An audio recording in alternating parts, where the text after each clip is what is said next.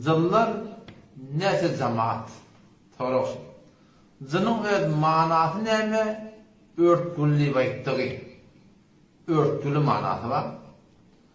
O zaman Peygamber Aleyhisselam'ın öz mübarek zılla üç öylüklik geldi. İnanırken kitap-ı Umde Mustedrik Hakim'den Allah-u Hakim Nişabı Rahmetullahi Aleyh şol hadis-i işare getirtir ki Peygamber Aleyhisselam aytti diye el-cinnet halakete esnafin. Zıllar üçün oğdittir. Üç form zın var. Sinhun lahum ecniha dittir. Nağıt zılla var dittir. Kanatı var diye. Yatirune fil hava. Uçuyallı diyor. Ve sinfun ne kadar zılla var dittir. Bir zaman o da yılan ittiktir. Yani kulen şöyle yaşamaklığından zıllımızın yönü yılan vurp yaşayalım. İt vurp yaşayalım. Ve sinfun ne kadar zıllada var bir zaman yani o da geri gitti yerine değildir. Bütün yani zıllan öğüdü üç form Allah Tebarek ve Teala şolları yaradıptır. O da insanın da hakkında şu form geliyor. Yani insanla da üç cemaat. Bir cemaat var, insanlarla insan. Yöne lahum kulubun la yefkahune biha. Yüreklerine duyguyu düşün diyenler yok. Hakikati görürler. O şuduratında hiçbir hakik eşitmiyor. Allah Teala onun sana hakkında ulayki kel en'am. O da heyvaniyatlıktır. Ben hum ağıl. Heyvanla nefesliktir. Çünkü heyvan öz iyetini tanıyor. Öz idriyenine, öz istireyenine mehabbeti oluyor. Uğruk bulaması oluyor. Şuduratında tüyt vermesi oluyor. Heyvan öz iyetine hıtmet ediyor. Ne kadar insanlar da var diye ki zahri insan yine ruhunu kullan şeytan olur. Ola Allah Teala korusun.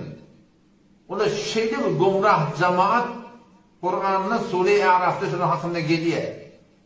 Ki se'asrifun ayâtiyellezî yetekebberûne fil ardı bi gayril hak. Yerin yüzünde olan nahak tekebbür ettiren adamlar. Ve iyyerev kulle ayetin. O da şeyde bir cemaat diye Huday Teala ki her bir delil kökede gidiptir. Çünkü Huday Teala orada tevfiqattır. Tekebbür nahak edilir derekli. Nahak tekebbür edilir derekli. O zaman orada kul düşmanlıkta Huday Teala diye her bir delil ortada ola dolanmadı. İman getirmeli diye. Ve iyyerev sebîle rüşdi. Doğrunu orta. La yettehiduhu sebîle. Gitmiyor sana şimdi. Ve iyyerev sebîle gayb. Gumrahlık orta. Dini ters taraf orta. Şoğul gidiyor diye. Bu da ikinci cemaat. O bir cemaat da var. O da Hudaylıklı adamlar. O şekilde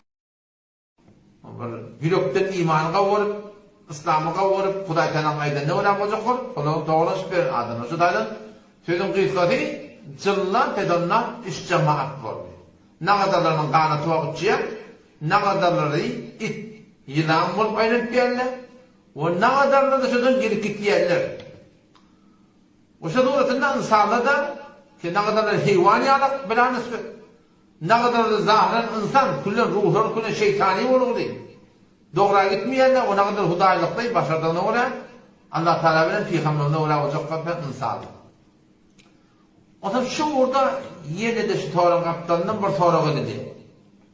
O soru şey ki zılları Allah Tebarek ve Teala o attan yaradıptır.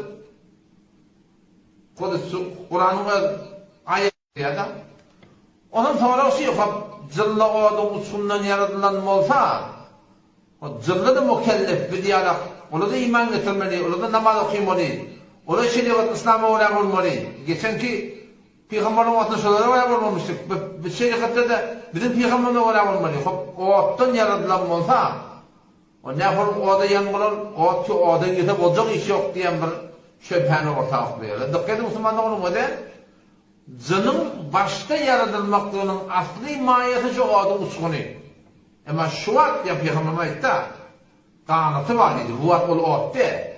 Yani şöyle bir insanla bir de Allah Tebarek ve Teala Adem atani falsıktan yarattır. Aslı sermaye mahiyeti ne mi? Falsık. Ama şu bir palçık mı? Yok palçık değil. Şu palçığını kellemde vurdu ne mi olur? Yumuşak mı daha yüzmesini uğratmayla Kalktı da o da kellemi yarır. Kelli sürttür da. Oşa doğrudan zırla da o aslı yaratılmaklığında şaparım. Şolun oğdan yaratılırlar.